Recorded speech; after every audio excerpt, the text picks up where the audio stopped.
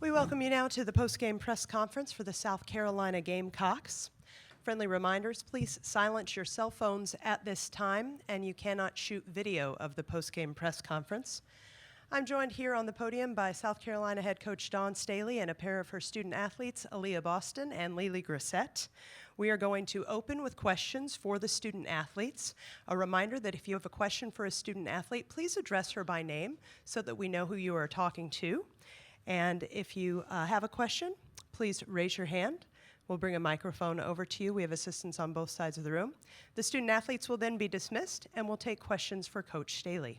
So let's begin with our question session for the student athletes. If you have a question, please raise your hand. State your name and media affiliation before the question.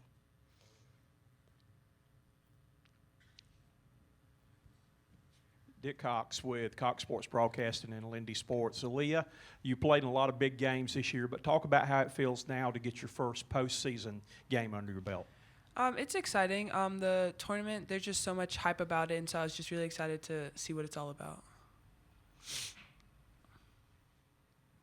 Lee, 40 points from the bench this afternoon. What was working with just that unit, and what kind of spark do you think the bench brought today? Energy. We brought a lot of energy off the bench, and we knew as soon as we got in the game, we got to play together, push the ball, and work hard. And every time we sit on the bench, we talk about how we're going to impact the game.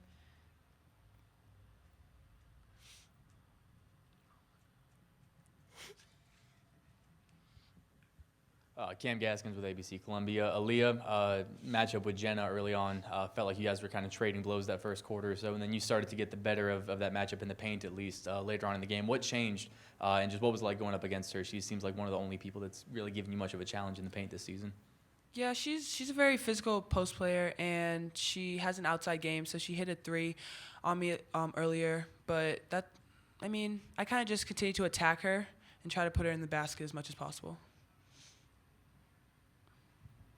Pete Yakabelli, Associated Press. Lily, what kind of leadership, obviously, do Ty and Kiki bring to you guys? It seems like they've kept you guys steady all year long. They bring great leadership on and off the court.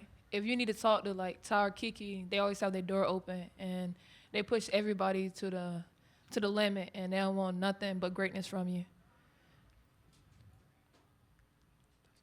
Do we have any other questions for our Gamecock student athletes?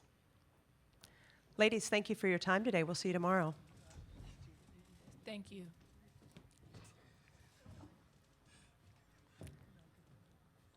Questions now for Coach Staley. Please raise your hand. David Cloninger, Post and Courier. Dawn, a little bit of a rough start for the starters, but then the bench comes in and really picks it up. Anything to be concerned about there, or is that just showing off exactly how deep this team can be? I thought we were a little rattled early on, and maybe it was just the rust of not playing on a Thursday, but I think our bench has shown up all season long to give us a boost, and they needed. They gave us the boost that we needed early in this basketball game, and I was happy to see them impacted in this way. Dawn, talk about your seniors. They've been through this before. They've won the whole thing their freshman year and all. What do they mean to this team? When you have seniors who have been, around your program for 4 years and who have been at this tournament for 4 years, that's who you want to lean on the most because they have the experience. And they have the experience of winning it, and they have the experience of exiting it early. So they have both spectrum in their experience. But this year, I think they are leading our basketball team to wanting to win it, and hopefully we can continue to play well as a unit, and they continue to lead our basketball team into the semifinals. Dawn Lee played really well. Saxton played really well. Is there maybe a thought going forward to try to get them on the floor along with Boston a little more heavier than you normally would? We just see how the game goes. Obviously, they know when they're coming in the game.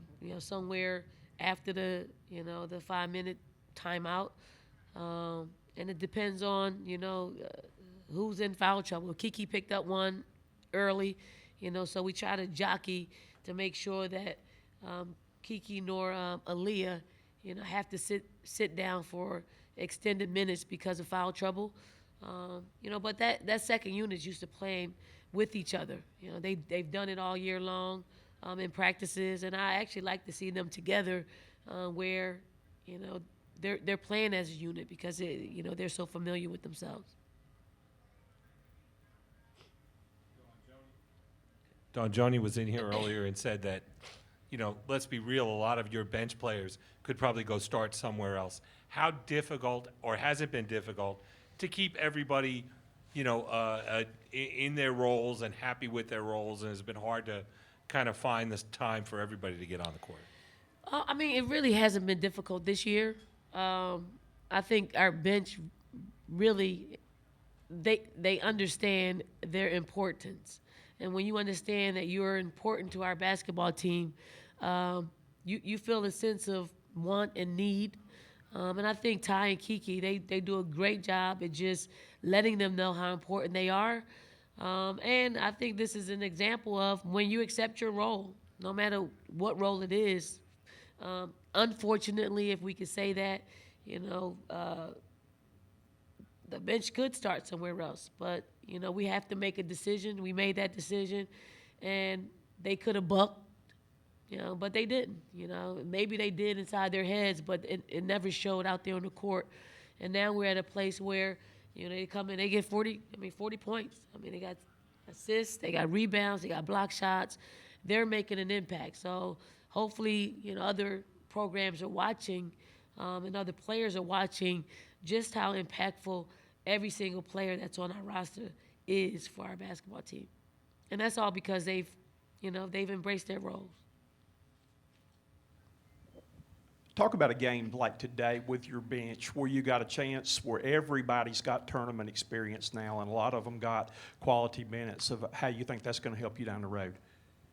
I don't know, but I think it helps right now to get us through 24 hours of players feeling like they played a role. They got out there, they got their feet wet. Some of them played extended minutes, some of them didn't play a whole lot of minutes. But I think it feels good when you can get in a game and run up and down and shoot the ball, or even turn the ball over. You just feel like you've played, and I'm happy that we were able to play 11 players today.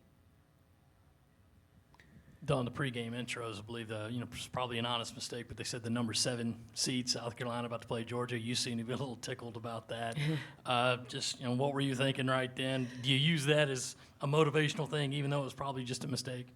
No, I didn't want our fans to hear 7, because they tend to, go off the deep end, and they did. So I was just trying to quiet them down to say it was probably an honest mistake.